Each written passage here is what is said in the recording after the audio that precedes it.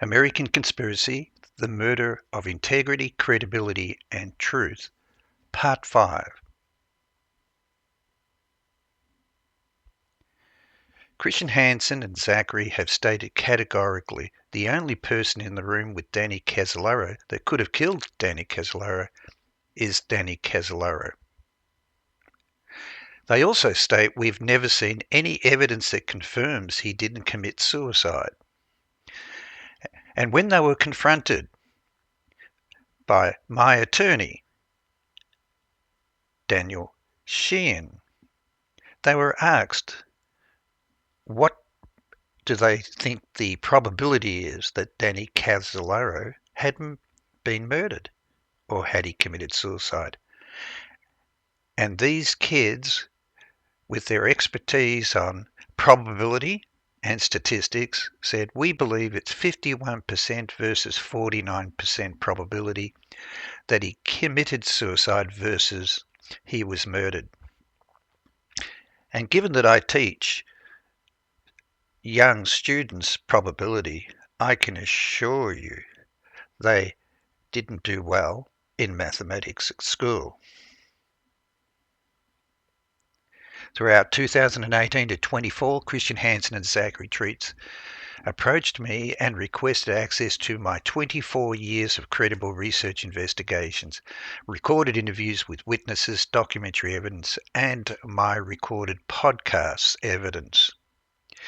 When you go to my website, you will see that I've got over 50 podcasts, documents, TV series, particularly the Australian documentary in 1991, which was investigating the overwhelming evidence of the theft of SIVELL'S Promus software was sold by CIA to the Australian government and our intelligence agencies.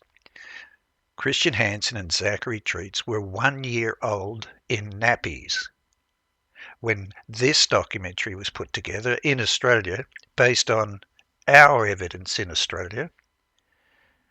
And this is why they deceived and lied to Trey Casolaro and me when promising that they wanted access to all our material on our websites that have been there since 2022. And I want to show you credibility and integrity is everything to me and everything to anyone who calls themselves a investigative journalist, which Christian Hansen calls himself. And Zachary is producing a documentary about the life of Danny Casolaro and his death.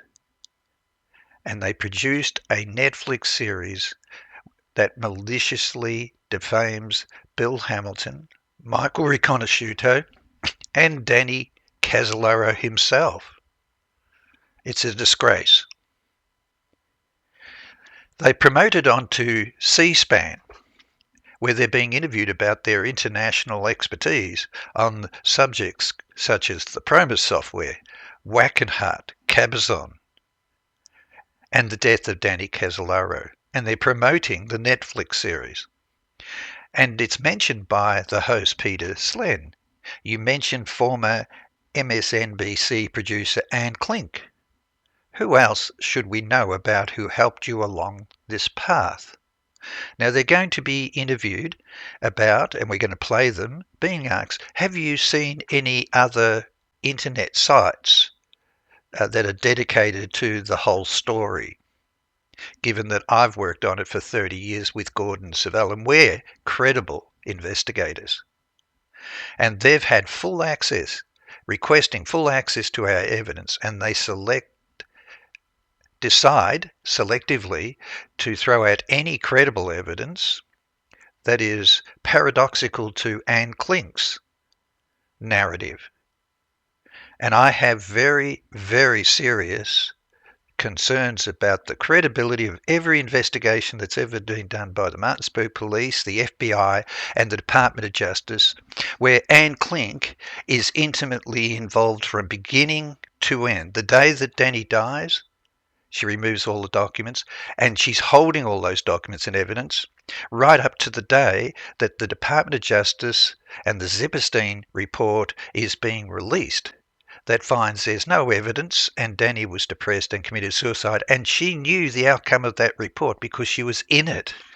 We've got her being recorded on tape in transcripts with Cherie Seymour, who appears on the show, and she's starting to question what's going on.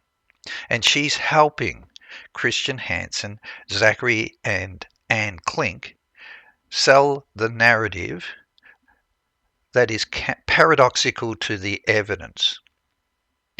So, we have presented the conflicts of interest of Anne Klink, who buried our evidence that was given to the Martinsburg police, given to Tony Casolaro, offering to help open a proper investigation, a homicide investigation, and overwhelming evidence that she controls the narrative, the evidence, embedding herself into this program. And she's now promoting Christian Hansen and Zachary as the experts on a subject that we were presenting and had all the evidence when they were 1 year old in nappies. I raise serious concerns of the conflicts of interest of Anne Klink with James Ridgway in my recorded, detailed interview with him. And he confirms there's something wrong. No one took any of this investigation seriously and is concerned that the evidence that Anne Klink has, that I get hold of, and is relevant to all the evidence in Australia that Danny's investigating, he didn't know anything about that and can't work out why it's not on the front pages of the newspapers and TVs within days of Danny Casolaro being found dead. So let's sit back and listen to Anne Klink arranging for these children to be interviewed, and they're asked one simple question to test their credibility and integrity.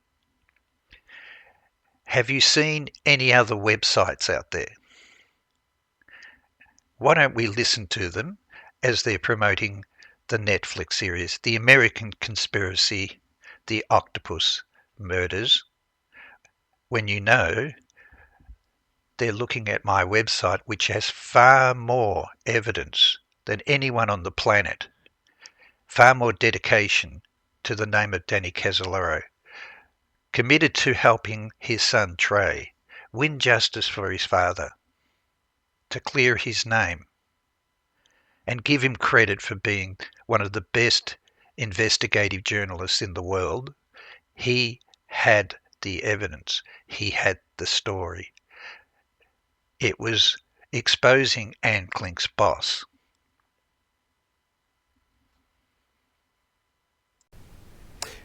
Christian Hansen, are you still investigating?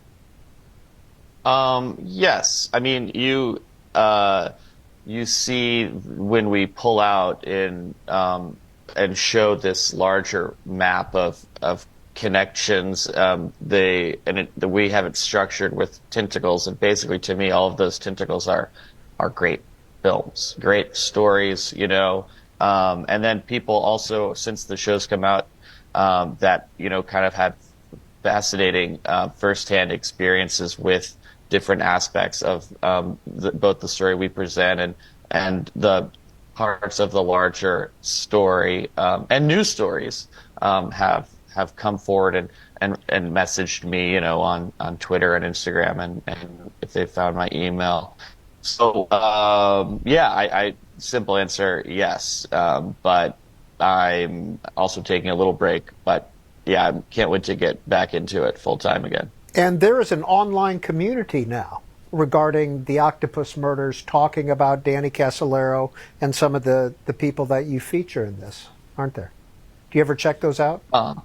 I don't. I mean, I think Reddit is probably the place that's really happening. But I don't know. I've just been lost in my own research, and I've tapped into those communities, but they're they're mostly discussing materials that I put on the internet in 2015. I put a lot of material, me and another researcher named Emma Best put a trove of work. I gave it to Emma and she put it on archive.org.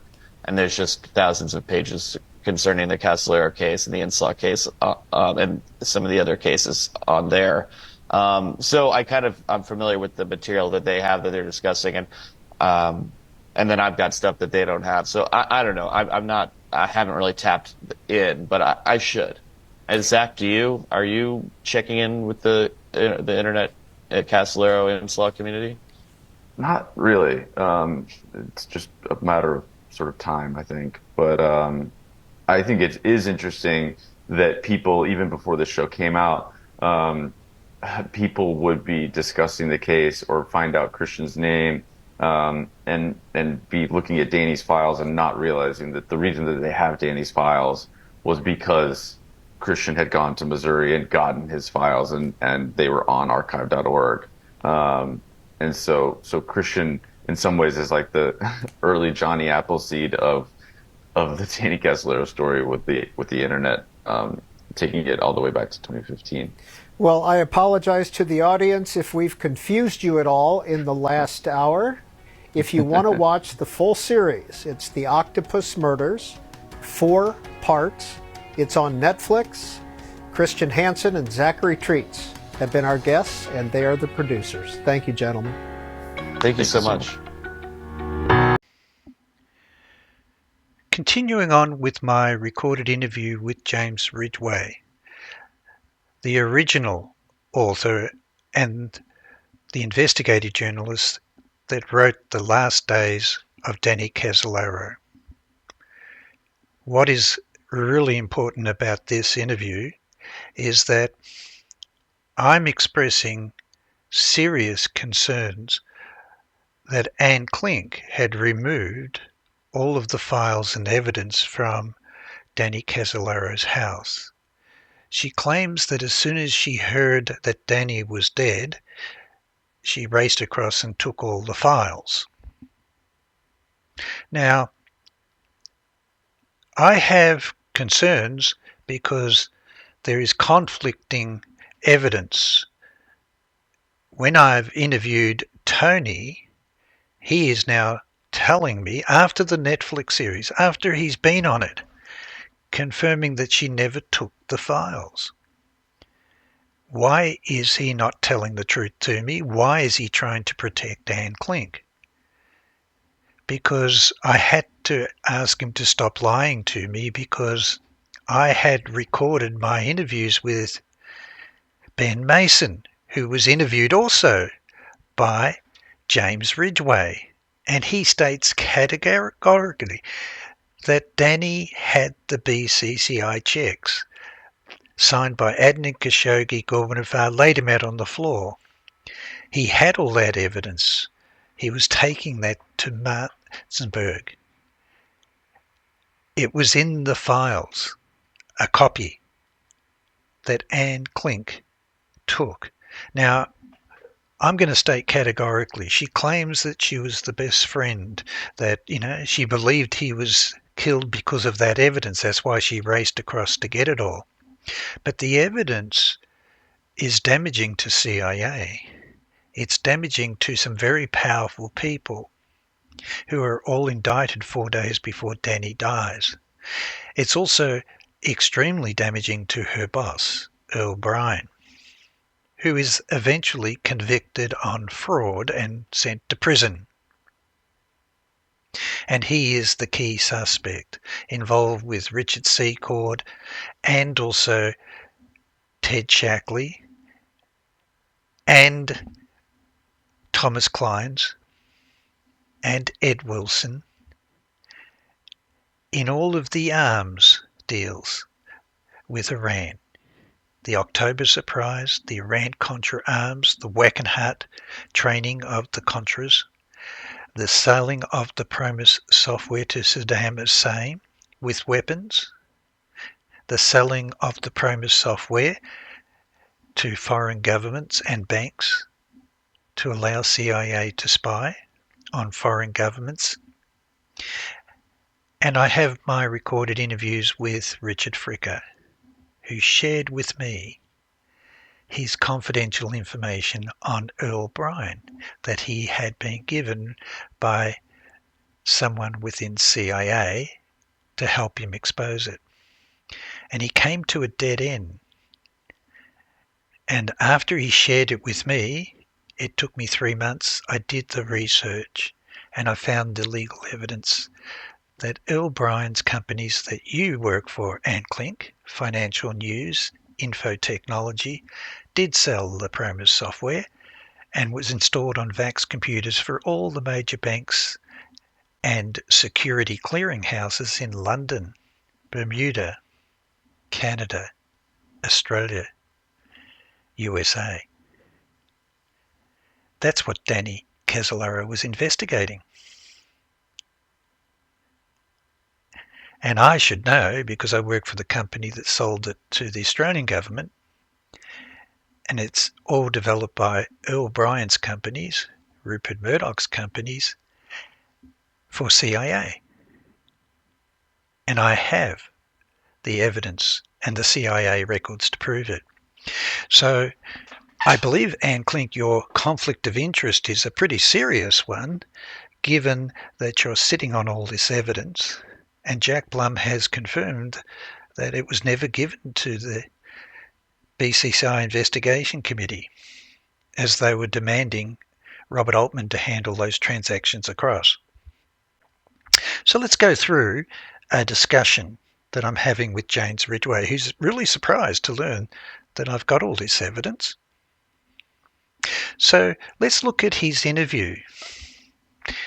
He says that in his article that Hamilton called Wendy Weaver to find out if she knew where Danny was. Wendy didn't know, but she promised to find out. And this is on the Friday, August 9th. This is the day that a witness sees someone like Joseph Queller entering Danny's room with a key. By now, Anne Klink was also worried. Her television program had done a live shot of former Air Force General and Ollie North sidekick Richard Secord the night before. Casolaro knew they were going to talk to Secord, and he'd certainly want to know what happened. Well, I know he wanted to know what would happen, but unfortunately he's got Joseph Queller in his room.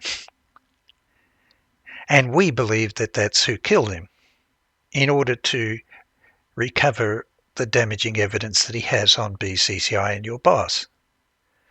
And we also know that he would have been interested because Richard Secord was calling Danny at home. We have that with our interviews with Wendy Weaver. She has answered the phone at Danny's house when Richard Secord is regularly calling. And also Wendy has confirmed that after Danny's death, she got a telephone call from Robert Mayhew. Isn't that interesting? Robert Mayhew on the FITCO board with Robert Booth Nichols and George Pender is calling her, discouraging her from making too much noise. My understanding is that she's staying on a boat. I'm not sure that if you own it, Anne, but her best friend apparently is now dating Robert Mayhew, and she's working for Wendy Weaver. And apparently she testified that Robert Mayhew was telling her not to worry about it, let it all drop, as Danny had committed suicide. So he starts flying lobsters across to console Wendy and her family over the death of Danny Casolaro. What do you think the chances are, Anne, that you take the documents and you work for Earl Bryan?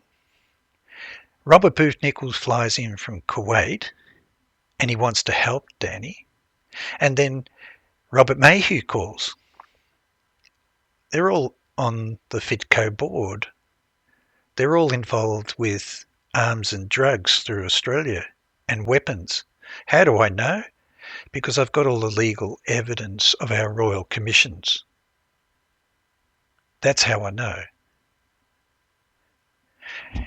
And more important, he was arrested. Robert Booth Nichols was arrested in 2009, and the FBI flew across to get a $250 billion US security note that he was using with the Promus software in London and at Citibank. The transactions of where Michael Riconosciuto said that the Promus software was installed. Isn't that interesting that I also hold all the transactions for all the gold bullion and the arms at Citibank, the accounts? It's my story, Anne. And it says here that you're worried. You're worried he didn't call. Well, I can't find your interview with Richard Secord. I've looked hard, but I can't find it. Anyway, Sunday, Hamilton called Casolaro's house and got no answer. Now, this is a really curious one.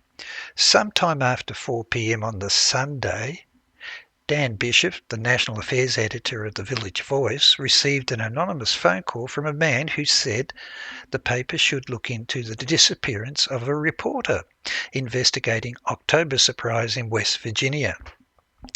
Bischoff sent a computer message to Voice Editor-in-Chief Jonathan Larson informing of the tip.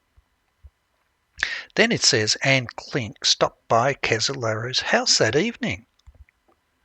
It was so still, so empty, she remembered. It was just dead. I yelled for him, and no one was there. She left a note. Danny, where the hell are you? I'm worried about you. That's really interesting, because the police and Olga said that he never locks the doors or house, so you could have gone in. I think you would have known that. But apparently the next day you're tipped off, or you're told that he's dead, and you decide you're going to run across the next day.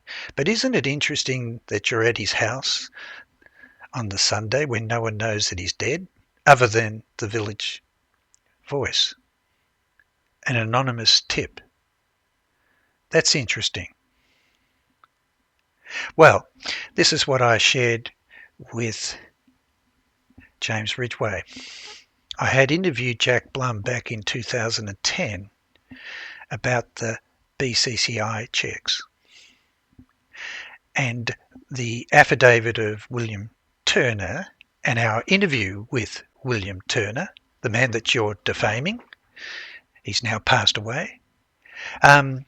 Says that Danny Casolaro was going to Martinsburg to meet with Robert Altman, and he had copies of the BCCI check signed by Adnan Khashoggi and manager Gorbanifo in his briefcase. And I asked Jack Blum, because I called him on the telephone numbers that Danny Casolaro had called him, and it's his home number. And I asked him, were Casolaro's copies of the signed BCCI checks and memos that you have, Anne, that were recovered from Casolaro's research files ever forwarded as evidence to the BCCI inquiry by Martinsburg Police, FBI or US Department of Justice or Anne Klink? And he says no. Do you think Danny Casolaro was in danger having copies of these signed BCCI checks with him in Martinsburg? And Jack Blum states categorically, if Danny was down in Virginia in CIA territory and waving those checks around, what did he think would happen? There's your motive for killing him. That was what Joe Sequela was there to recover. And you had them for years. And as soon as they're scanned and I get a copy, guess what? If it was my best friend, I would have found it in 24 hours. I wouldn't have gone to sleep. I'd go right through it. Everyone's indicted 4 days before Danny dies. Dwayne Claridge, Robert Gates, Ted Shackley, Michael Ledeen, Richard Secord, the man that you're interviewing, that you believe Danny wants to know what's going on. He's indicted 4 days before Danny's death. Is that what you interviewed him about? Because apparently they lied to the Iran-Contra hearings about those tow missiles that Danny has the checks on? Did you interview him about those checks? Did you interview him about lying to the Iran-Contra? Because Danny's got those checks and Richard Secord's calling him at home all the time. And you also introduced Danny Casolaro to your boss. And he would have confronted him with the evidence he had from Alan Standoff, who was found dead in a boot earlier that year when he gave Danny Casolaro the records of the bank transactions in Cayman Islands and their companies and Switzerland of Earl Bryan, your boss, and Richard Secord. I really think I'd love to be able to find the interview you did, because that's what I would have done, because you knew about it. Because Danny says he's given you all your files. You're telling James Ridgway that he met you on the Monday and he said you could have it all. That's what you told James Ridgway. But I also then shared with James Ridgway that Robert Sensi worked for William Casey, Robert Gray, and guess what? Another person on the FITCO board, Clint Murchison, and the Kuwait royal family. Now look at that for a coincidence. We've got Robert Booth Nichols on the board of FITCO, all over Danny. We've got Robert Mayhew all over, and Wendy Weaver, who's calling for a homicide investigation. And we've got Danny with the checks from Robert Sensi, who worked for Clint Murchison, who's on the board of FITCO with Robert Booth Nichols, George Pender and Robert Mayhew. And he worked for the Kuwait royal family, who financed those checks that right in front of you there. And you're apparently some seasoned investigative journalist, producer. Why didn't you show these checks on the Netflix series? Because I gave them to Tony and he gave them to you, but you had them in the books. You had them all along. There's the smoking gun. If I was the best friend of Danny Casolaro and I get hold of the diaries and books, I found them. I knew what I was looking for, and so did you.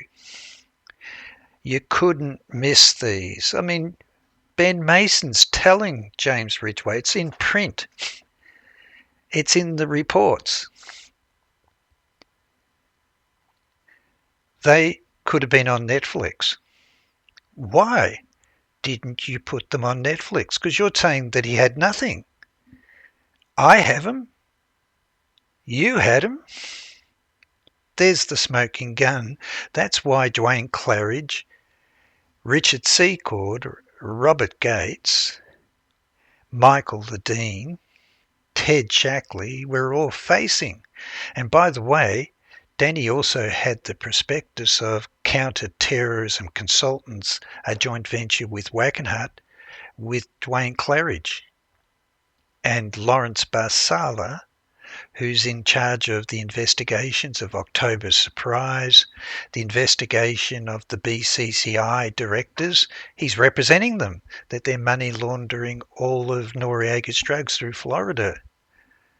And he's in charge of the Pentagon fraud case that William Turner's providing evidence on. And Danny has the prospectus with all their directorships with Wackenhut. And you did too, because I got it from the folders that you had. Isn't this interesting, Anne, that you've got all this, you know all this, but you don't put it up? That's really amazing. It suppresses what I find, and you suppress what you find, and you're now defaming Bill Hamilton, Michael Riconosciuto, William Turner, when in actual fact, it's your boss that's behind all of this. And there is the correspondence from the boys that you're working with to do this Netflix series. They're asking me, what's the 1 million check? What's the 4 million check? Because they're watching my podcasts. They're watching them in 2020. They've watched them again in 22. They were downloading all my evidence. Isn't that interesting? They even go further. They watched the John Hopkins TV programs, which brought Robert Booth Nichols to Australia to threaten my life. They're going to promise to help me get Trey, closure, and justice. They want to know whether Danny met George Oaken.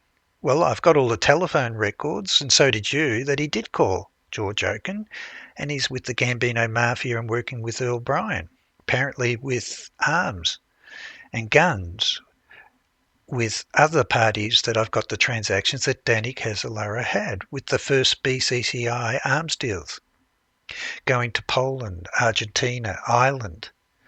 It's interesting because the arms dealer they're working with is one of the people that came in to rescue me, who uses the Promus software.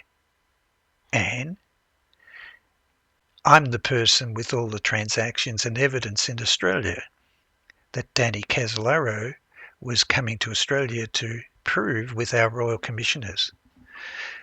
He wanted to know whether I had the FBI footage where Robert Booth Nichols is caught money laundering the Promus software for a $250 billion US Treasury note with Citibank.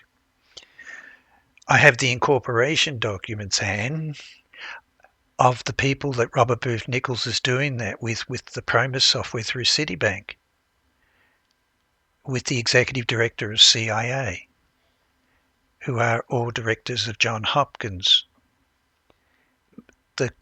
Isn't it interesting that I'm in the middle of all this? Perhaps that's why there's a copy of my passport, Anne, registered at the NSA Research Centre, June 2001, 3 months before 9/11, where I'm meeting the architect of Echelon. Because that's what Danny was investigating, and you know he was, because that's what it's all about. Well, there's no denying there, is it, that these guys, look, there's the checks, Anne, that you had.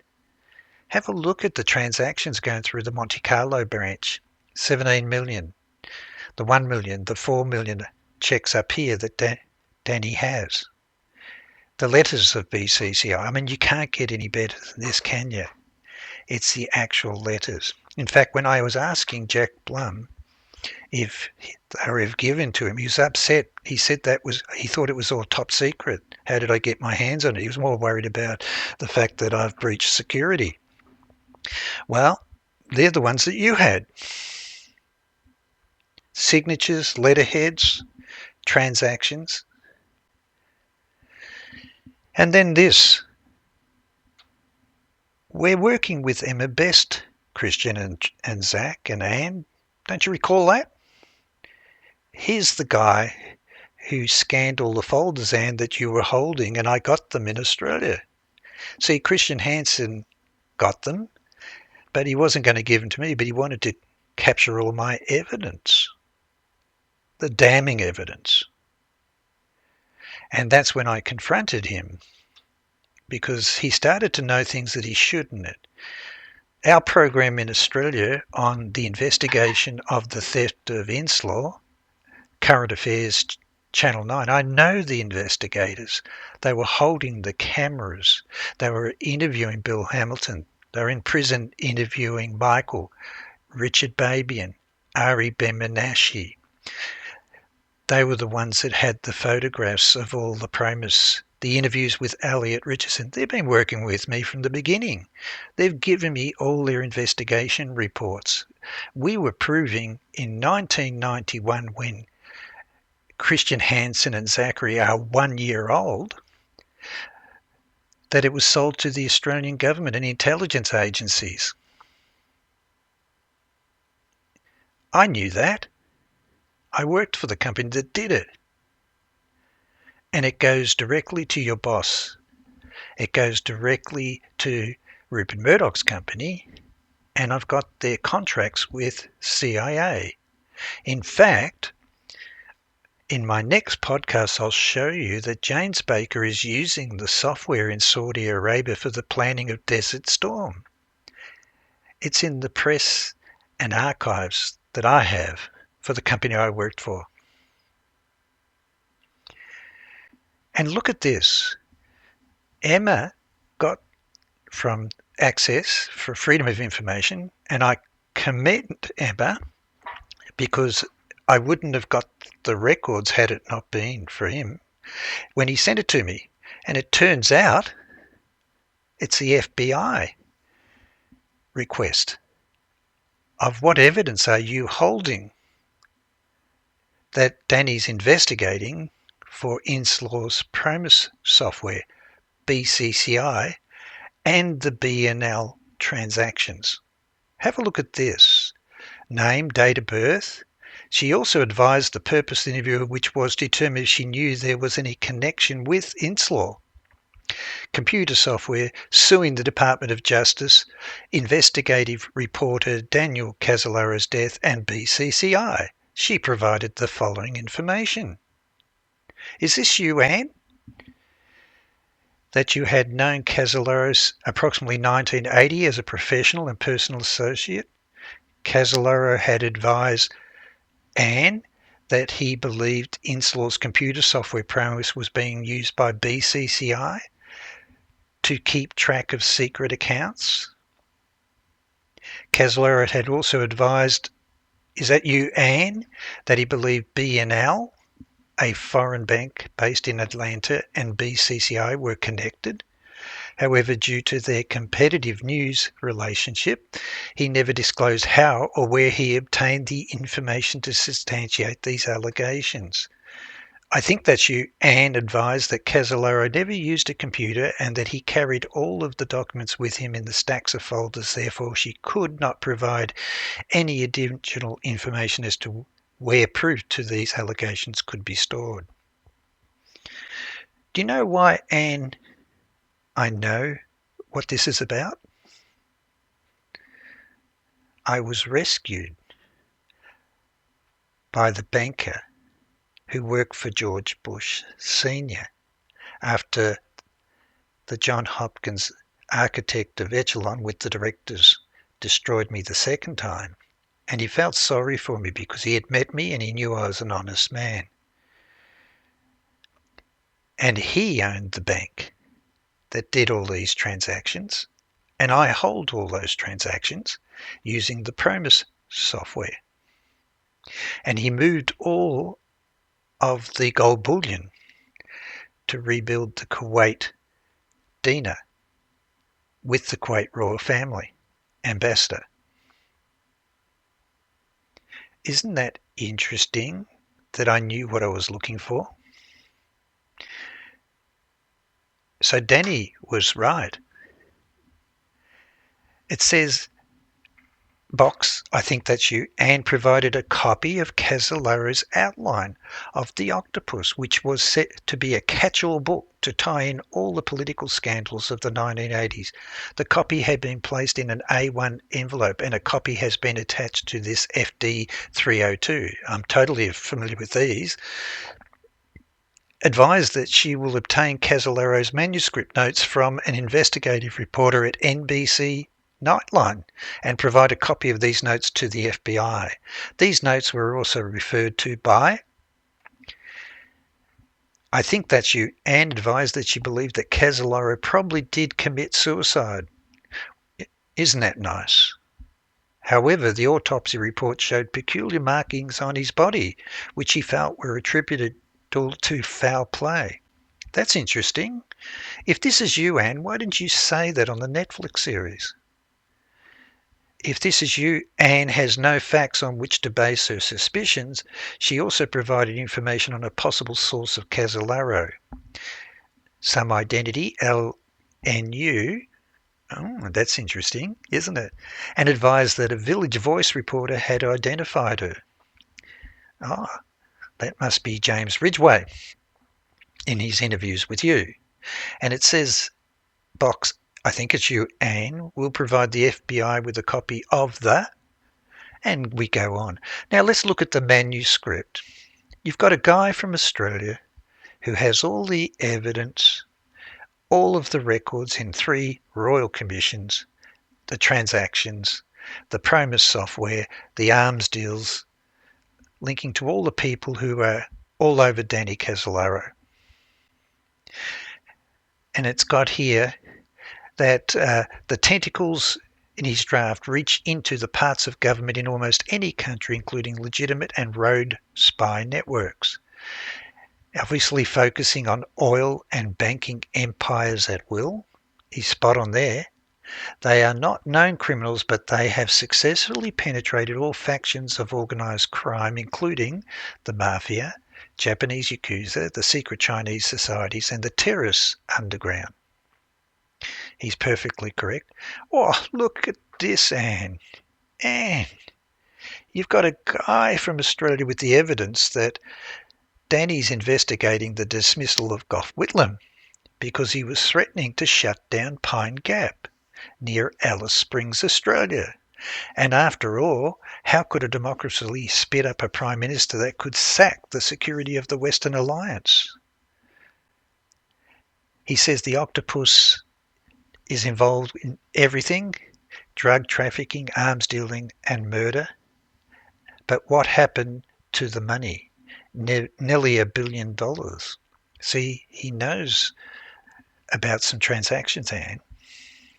Who lit the fires for the war between Iran and Iraq?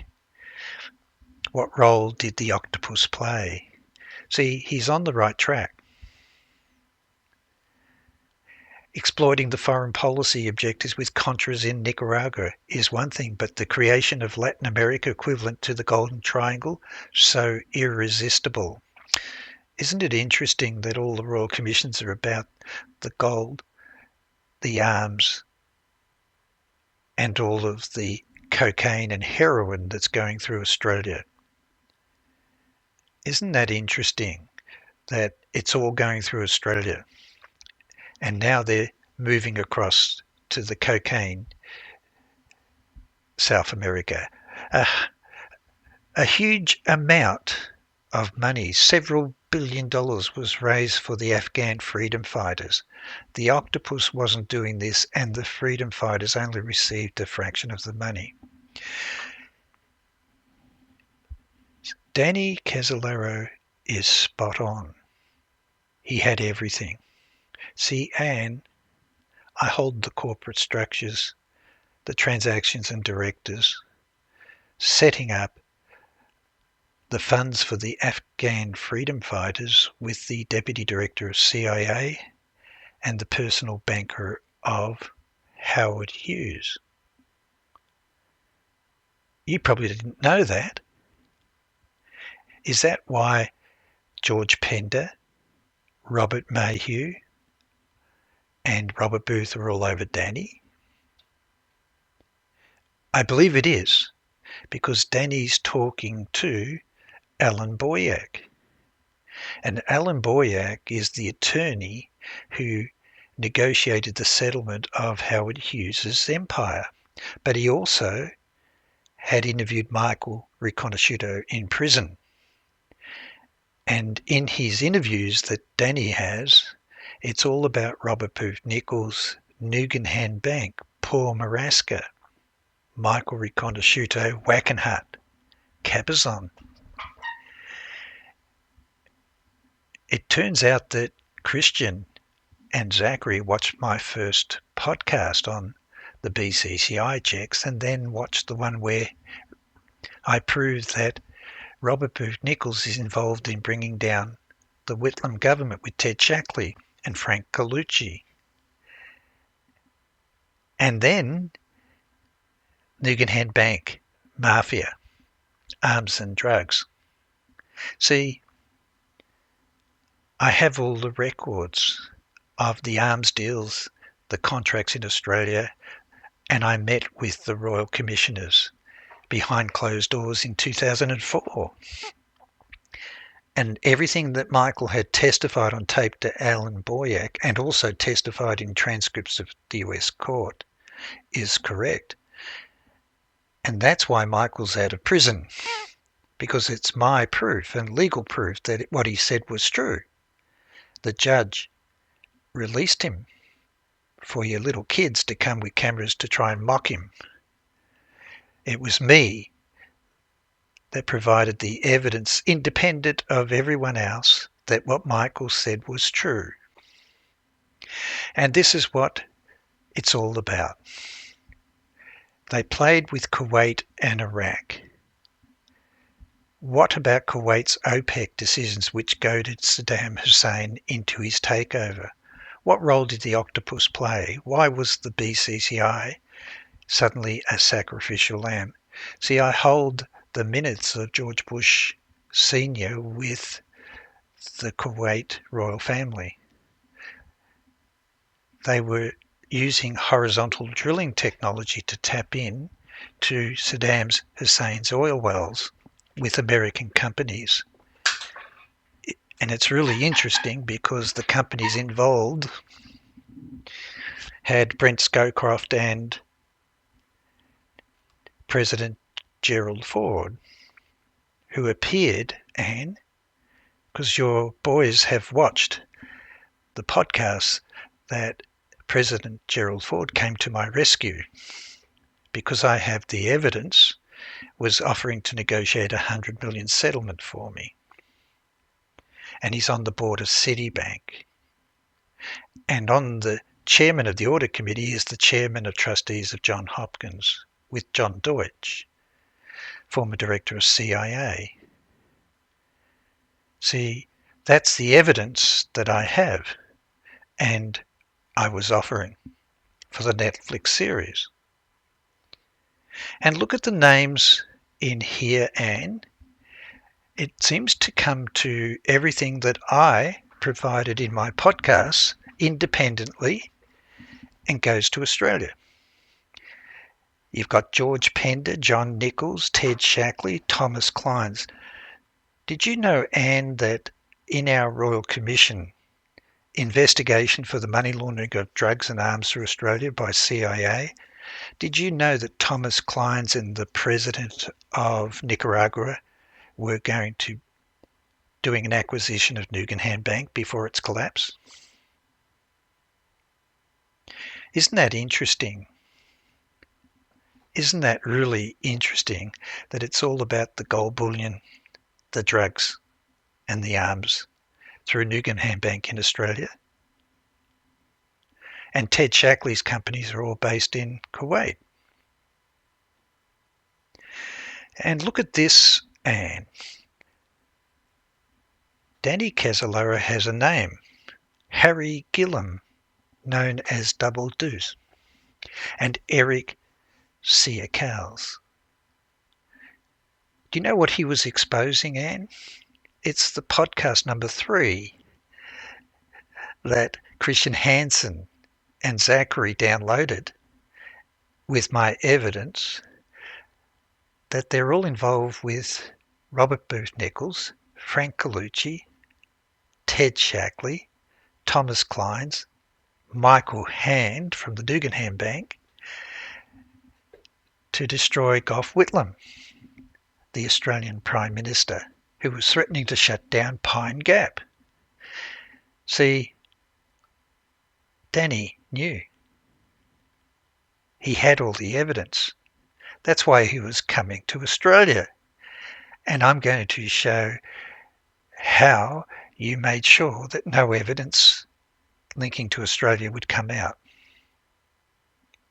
And so there's the official link, that he was coming to Australia because he had the evidence and your boys watched it. I proved it legally. I went behind closed doors with Queen Counsellors in 2004, and when I verified it, that's what brought Robert Booth Nichols to Australia to threaten my life, because it exposes the octopus destroying a democratically elected government, my country. And look at this. The other key names, of course, is Marshall Riconosciuto, Michael Riconosciuto, and Paul Maraska. Paul Maraska, who's moving all the gold and funds for Nugan for Michael Hand with Michael Riconosciuto, and they have joint ventures with Richard Secord and Albert Hakim. The company was called Certec. That was in the testimonies and recorded transcripts of attorney Alan Boyack And Danny was talking to him days before he went to Martinsburg, and Alan Boyack rang the morgue, telling them not to embalm the body as he knows how CIA can make a murder look like a suicide. And he was furious. He left his name, his details and numbers. I've got it all. And no one rang him either. And he's the chief medical officer for Utah, for the police. And he also is former undercover DEA agent, and he also is the attorney that negotiated the settlement of the Howard Hughes empire after his death. And there's your boss, Earl Bryan. There's Bill Hamilton. Why would you want to help Danny expose your boss, Earl Bryan? And there's Daniel Sheehan, who was speaking directly to Danny Casolaro. And I've been working with Danny Sheehan for many years. But look at this. This is exciting. He actually has that Senator Robert Byrd is one of the main characters.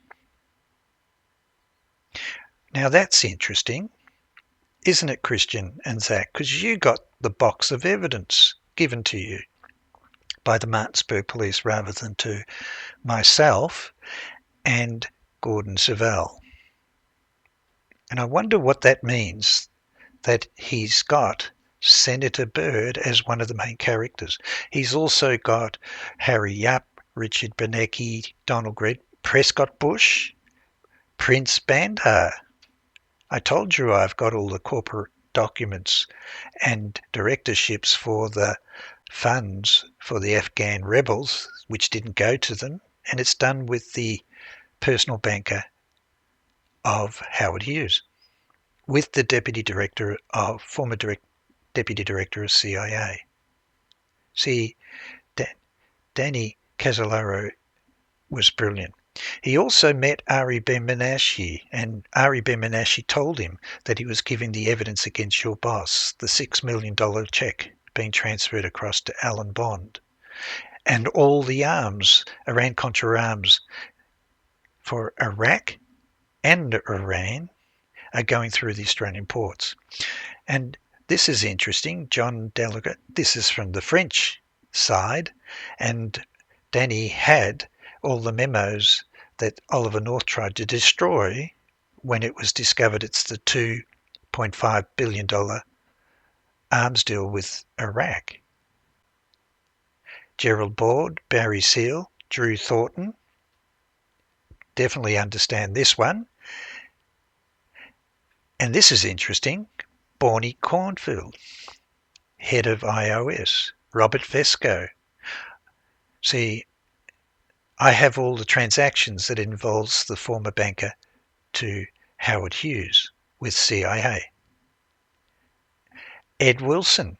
Isn't that interesting that we're going to prove that he's going to go and see Ed Wilson? Why? Because Ed Wilson provided testimony to Daniel Sheehan, and Daniel and I know what the agents Thomas Clines and Ted Shackley were really doing with not only Nugenham Bank, but with the massacres in East Timor. And there it is, Adnan Khashoggi and Ishram Barboudi, who is working with Richard Secord with Wackenhut.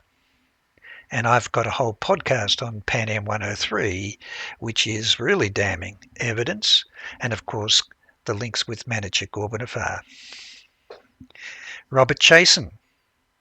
Wonder why Robert Chasen's important. Customs and Wackenhut.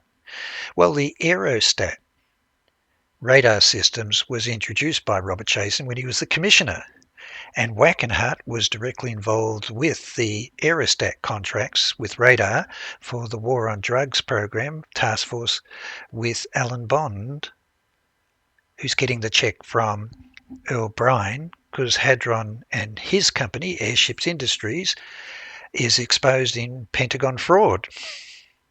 And the manager of that contract is Peter Wiedniks. And of course, the links with all of the Chinese triad, Yakuza, organised crime, Gambino Mafia, Kunsa. I've got pictures of all the villagers bringing the heroin in. That was given to me, and those people, i.e. Lance Trimmer, Bo Gritz, were working with Daniel Casolaro. They were communicating with him. They gave me all the evidence that they were giving to him, including the photographs of them in Burma. But look at this. Bernie Houghton, owner of the bourbon and beefsteak with the Nugenham Bank. Michael Hand, Nugenham Bank Australia. It's quite clear, and that you know this is all going to Wackenhut and Australia. And there it is. They're looking for evidence that you're holding, that Danny's looking into Inslaw, BCCI, BNL. Casolaro had advised her, is that you, Anne? A reporter for CNBC told them that Casolaro had advised her that the First American Bank, McLean, Virginia, may have filtered Promise money through it. Also advised that Casolaro told them that he had uncovered documents which tied BCCI, Iran-Contra, the October Surprise, and Inslaw together. I wonder who could be that. Is it possible it's your boss, Earl Bryan? Is it possible it's got something to do with the murder of Paul Maraska? Is it possible it's something to do with the movement of gold bullion from Ferdinand Marcos through Nugenham Bank in Australia back through the Wackenhut Cabazon and the accounts that Paul Maraska was managing? And also it says, had no knowledge as to where Casolaro may have stored his research and or documents and where he got the information from. Well, let's go that step further. I like this. While I'm going through all the evidence of the Zipperstein report, it's all heading for drafts that Danny Casolaro was depressed and committed suicide. Now, why this is important, Anne, is that your recorded interviews with Cherie Seymour, you're boasting that you're directly involved in this investigation, that you're working with them, and that you know what the report will find before it's made public. And it comes to that conclusion that he had nothing, he was depressed, went down with some shoelaces and razor blades for the purposes of committing suicide, when you know that's not true. This is amazing. I checked through. Stephen Zipperstein never interviewed the last girlfriend of Danny Casolaro. Her name and telephone number was in his report. No one called her. And yet I find, out of all the girls in the whole of America, they just want to have 2 weeks with Danny's girlfriend. The other thing that's important, it doesn't even talk about the damaging evidence that you're holding, the signed Iran-Contra BCCI checks, the Monte Carlo account, Senator Kerry's BCCI investigation. No one's got this, and the fact that the testimony and affidavit given to Elliot Richardson by William Turner says that Danny was going down to meet with someone from IRS, someone from Senator Byrd's office, Peter Wiednieks, and Robert Altman, who had reluctantly agreed to meet with Danny because he was threatening to give the BCCI evidence. He was hoping he could trade it for definitive Promise evidence. Isn't this an amazing process there? And look at this. In the report, it's talking about the BNL Inslaw investigations overlapping with the FBI BCCI task force.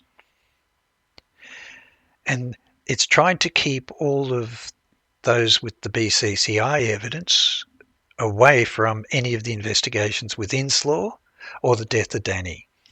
It's like, let's just keep one source. And this is what it says, Casolaro's notes. Now, I've got my recorded interview and telephone call to Tony lying to me, telling me that you never took the documents. And look at this report. Casolaro took hundreds of pages of haphazard notes during his many phone calls with Hamilton's and his other sources. Notes typically were undated, failed to identify the source of information reflected in the notes. Casolaro's close friend Anne Klink found his notes in the basement office of his house the day his death was disclosed. Well, why is Tony telling me you never took them? And he passed all my evidence to you, Anne, and he shut down when I'm trying to help open a homicide investigation based on the evidence that he's got is real. And Miss Klink had notes sent to the Investigation Reporters and Editors Association at the University of Missouri, where they were catalogued and archived. Well, that's great. That's years later. But we obtained a complete set of the notes from IRE. We also obtained copies of certain pages that Miss Klink had kept. I wonder which ones you kept. Did you keep the BCCI checks? Did you keep all the other evidence? Because I think there's more. In fact, I know there's more. We have carefully examined the notes consisting of several hundred pages. The notes are filled with names, places, phone numbers, diagrams and references to various international intrigues, including arms dealing, drug trafficking, chemical warfare, money laundering, terrorism and political assassinations. Then it goes on. In fact, in 1972, Booth Nichols applied to the CIA for a job, but was not successful. Booth Nichols also testified that he had once been instructed to make a bid to purchase the assets of Summa Corporation in late 1970s, following Howard Hughes's death. The documents connected to that incident, however, reflect the Summa summarily rejected Booth Nichols' overtures. Booth Nichols was in London when Casolaro died. Yes, he was. He was at his apartment, the same apartment that sold the damaging memos of the $4 billion tax loan, Iraq loan, to the Whitlam government to destroy them. Isn't that interesting? The very apartment that Danny Casolaro had as Chapter 1, the dismissal of the Gough-Whitlam government. And then it talks about that during one of his conversations with Queller, Casolaro asked about various individuals, the octopus story. The only person Queller knew was Peter Wiedniks. This intrigued Casolaro. Isn't it a lovely coincidence that Joseph Queller flies back after Desert Storm, bumps into him, puts his card down, it's Business Risk International, and he knows the very person that Danny wants to interview? And this is important. Queller explained that he knew Wiedniks because Queller's former fiancée had worked with Wiedniks' wife in the Capitol Hill office of West Virginia with Senator Robert Byrd. As best we can tell, there was nothing sinister about the fact that Queller knew Wiedniks. It was at most a coincidence. Gee, there's a lot of coincidences to be coincidences. You've got Robert Booth Nichols coming back from Kuwait, you've got Joseph Queller coming back from Kuwait, and you've got Robert Mayhew compassionately concerned that Wendy Weaver's making a lot of noise and calling for a homicide, and then you've got Earl Bryan's employee running across to take all the documents that are about him. Too many coincidences. Once he learned of Queller's relationship with Wiedniks, Casolaro asked Queller repeatedly to arrange a meeting with Wiedniks. Casolaro wanted to interview Wiedniks about the threat. Allegations contained in Riconosciuto's March 1991 affidavit. Queller called Wiedniks on Casolaro's behalf to try to arrange a meeting, but Wiedniks refused. Isn't that interesting? Casolaro's notes reflect that he himself spoke with Wiedniks by telephone on June 13, 1991, but Wiedniks refused to talk, referring Casolaro instead to his lawyer, Charles Ruff. This is the part that we can't believe. Wiedniks recalls receiving a phone call from a reporter whose name sounded like Kessler, but told us it could have been Casolaro. Wiednick said he has received, now look at this, received hundreds of calls from reporters and others about Inslaw and Riconosciuto, and he cannot remember specifically whether he had spoken with Casellaro. Do you really believe he's received hundreds of calls from reporters?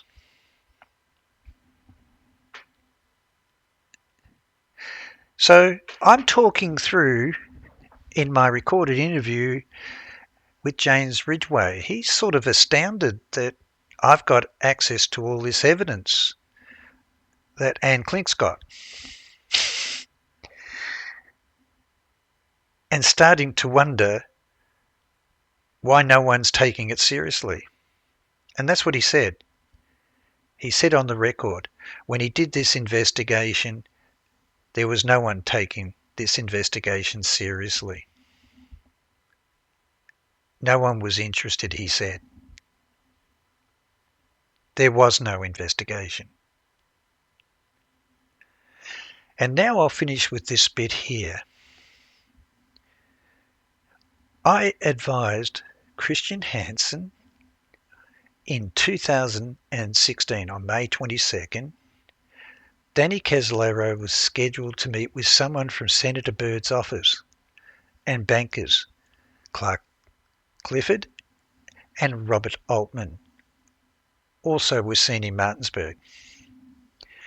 Dion Davies was the expert banker lobbyist at Senator Byrd's office and the best person to validate his damaging evidence of the BCCI and World Bank documents. See, I have the legal proof that he was also investigating the Proma software installed at World Bank definitively, and we know it was put in there, and that there was a direct threat to attorneys Clark Clifford and Robert Altman.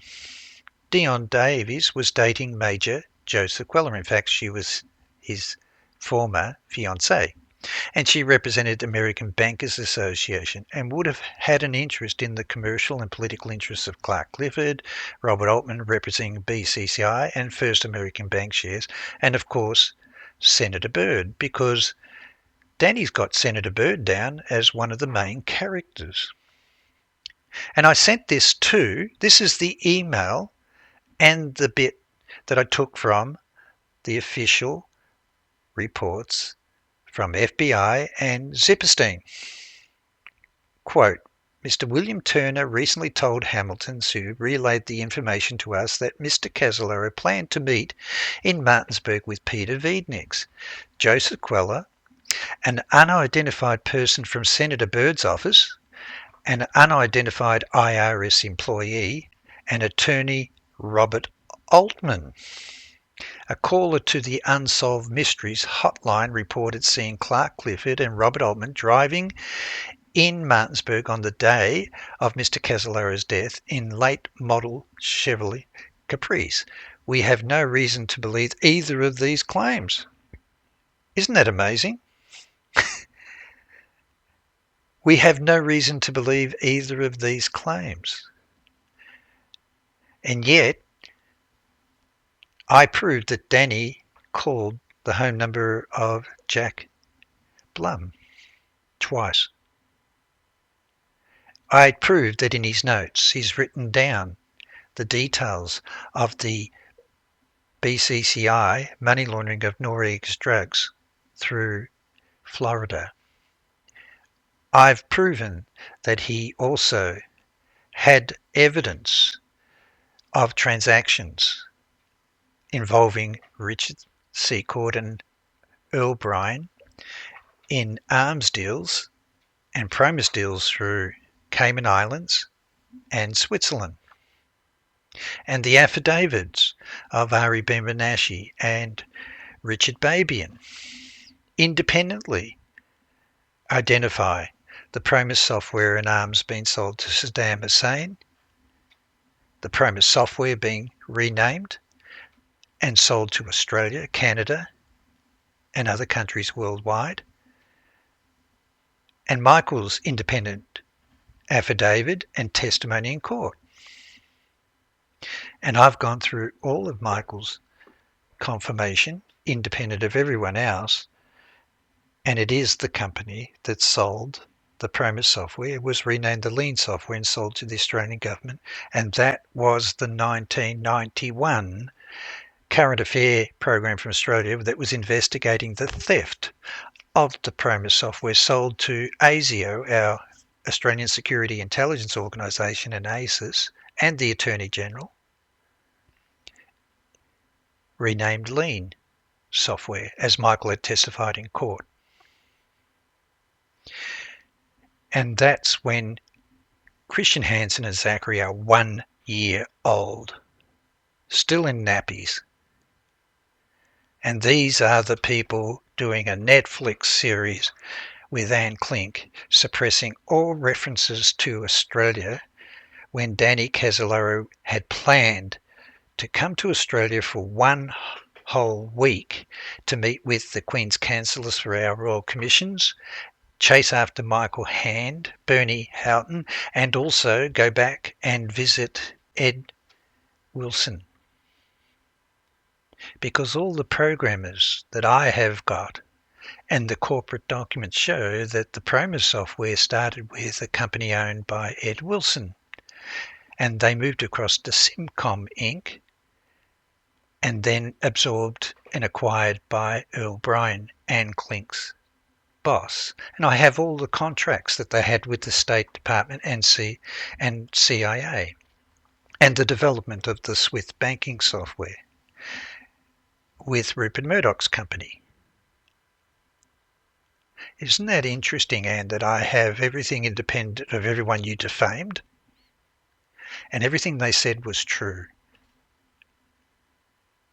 And now I want to play for you Christian Hansen and Zachary promoting their expertise on the Netflix series, that they know everything, and then they're confronted by the journalist about the article in Covert Action magazine raising serious concerns that they had withheld all the evidence that they had solicited from me in Australia for the Netflix series, and then proceed to defame me. And I want you to see this email 2016 and the denial of these kids that where did I get this from? Well, you've got to read proper government investigative reports. You've got to interview people and record them like we've done. We've got thousands of interviews with 80% of the witnesses and experts who have passed away, little boys. We started back when you were in nappies. And we have it all.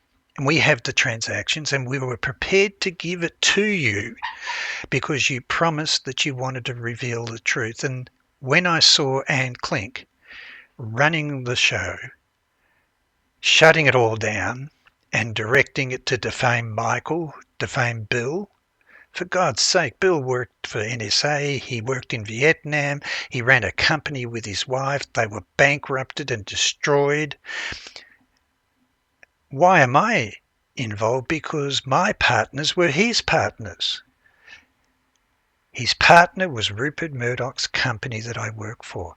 His partner was John Hopkins, Applied Physics Division, that built the missile for fire control systems with Hadron for the Trident submarines, little boys. Photographing and filming some woman that says she gets her notes from the bowling alley is crap, it's bullshit. I have the prospectus, the documents, and I met the architect of Echelon, and my passport is at the NSA Research Centre 3 months before 9/11, where I met him, and I've got his resume. He built the missile fire control systems at Johns Hopkins with his company. Hadron was his partner. I've got the resume of the workers. I've got the annual reports. I have the legal proof. This is what Danny Casolaro was investigating, and I received the letters from Michael from prison in 2004, and then I'm behind in the closed chambers of the Queen's Counsellors checking out what Michael's telling me, and it's all true. This is the criminal conduct of the octopus, involving Anne Klink's boss, Richard Secord, Ted Shackley, Michael Ledeen, and Albert Hakim, Thomas Kleins, Ed Wilson, Gerald Ford, Henry Kissinger, and I have all of the transactions for all the arms that they were doing with Iraq, because my boss built the bunkers for Saddam Hussein, and then he was recruited by George Bush Sr., and he's buried in a cemetery today in Virginia with his wife. And he took pity on me because I'm an honest person being destroyed. And he rebuilt the Dina economy with Promise software, with his bank from Montenegro, with the ambassador of Kuwait. And when I followed all the money and gold bullion, it goes to a company owned by George Bush Sr., Barbara Bush, Neil Bush, Michael Milken, and Ed Rogers, and the Kuwait ambassador. And I have all those transactions letters, and it uses the Promise software, and it moves close to 6 trillion of gold bullion for Ferdinand Marcos through Citibank in New York, Singapore. And the people I was suing at Johns Hopkins and pressing fraud charges against was the director of Business Risk International with Donald Walker, who employed Joe Sequella. And the other partner was the vice president of Citibank Singapore. And it's Project Hammer, Operation Still Point, using the Promise software through the World Bank, BCCI, Citibank, and several other Australian banks. And that's what these boys knew when they're soliciting all my evidence and then proceed to maliciously defame Michael Riconosciuto, Bill Hamilton and his wife Nancy. And in fact, the last thing that James Ridway says to me after hearing all my evidence and disheartened that no one took the investigations that he is the author and chief investigator for, that these kids are all claiming that they're knowledgeable on. He said, "Peter, I want you to pass on my kindest condolences to Bill Hamilton and Nancy. They are good people and they were unfairly destroyed." That's what the author of The Last Day of Danny Casolaro says on tape with me, which I will play, in a TV series that's credible, 5 seasons, to tell it all. And what does Anne Klink do? What does Tony Casolaro do? What does Christian Hansen do? What does Zachary Treats do? What does Cherie Seymour do? They're happy to be a Netflix series that defames Bill and Nancy and Michael Riconosciuto, and also defames Danny Casolaro, who is probably the most brilliant investigator I've ever seen in my life. He knew what he was doing. He was on his way to Australia. My podcast show he was correct. And it's a crime what these people have done. It's an injustice, because I was writing to George Swartwood and I was writing to his attorney offering to provide evidence, including 3 people who I have recorded interviews with. Danny Casolaro called them on the afternoon that he picked up all the boxes of documents from IRS. And now that I've got the Martinsburg police reports, I've got the letters from IRS and the Attorney General trying to get back any documents that Danny had picked up from IRS. And I'm going to show you that in the Martinsburg police report, the number that Danny calls is to Senator Byrd's office for 5 minutes. That's before he goes to Martinsburg. He told the witnesses who were willing to give testimony in any US court, he was excited, he had everything he needs, because what was in the IRS boxes is all the evidence of money laundering to build the companies for CIA with Thomas Clines, Ed Wilson and Ted Shackley for all the Iran-Contra shipments. That's what he had. And the case is a case by the Australian Federal Police and the FBI months before Danny dies. It's all in Australia. That's where the evidence was. That's where Danny was going. And when you watch this whole long podcast, listen to these clowns defaming me when they had it all. They had everything. They had this email, and they're making mockery about where did this come from. They knew. We told them. We even told them that there's a sketch of Joe Sequella. We also told them that the Arab meeting with him is Sarkis Sanalinis, who's with Earl Bryan and Richard Secord selling the arms in Iraq. We knew that. Isn't this interesting as you go on in the report? All the evidence was there. There's the telephone number. It's in the box, Christian Hansen, that you got. We were after these because there's the telephone number, 202-224, 5 minutes. The Martinsburg police had it. And when I do the directory searches, there it is.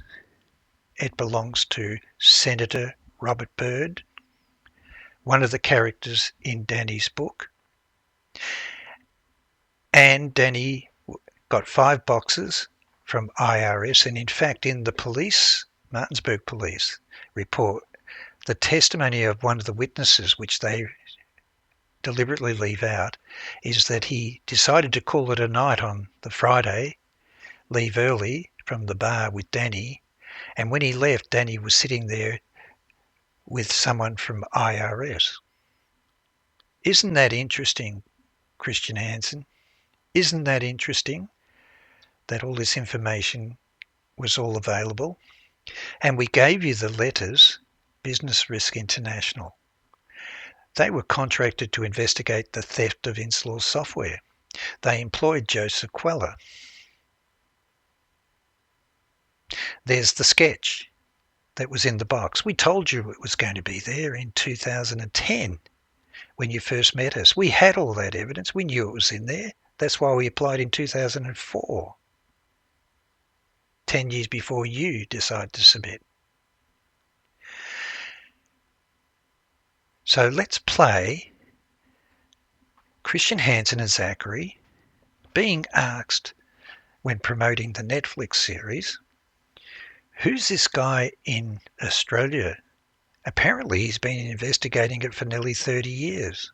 Why don't we listen to them mocking and making jokes about a serious investigation that's the death and murder of a person that they're making money off to gain fame, make money, and murder the truth.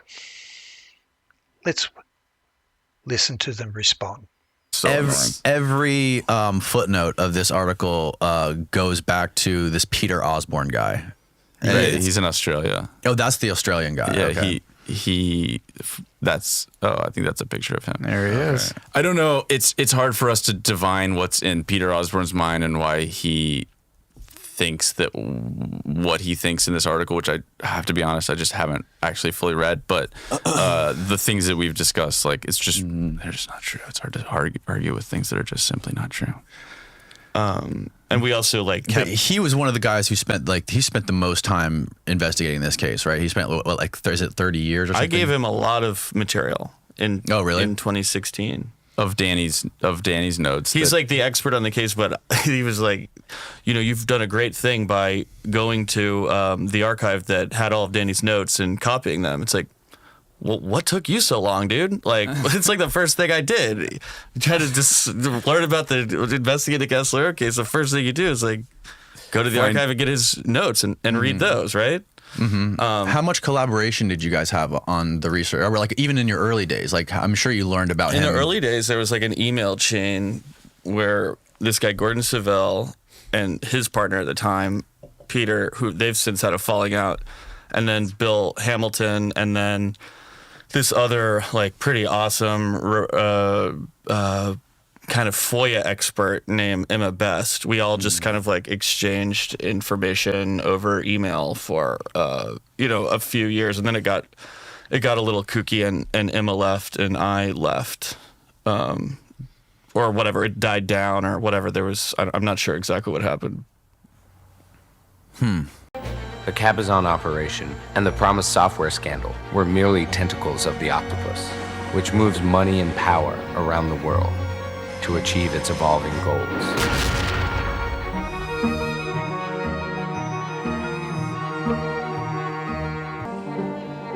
A key source has offered his services as a guide. The itinerary for research completion is Lexington, Kentucky, 2 days.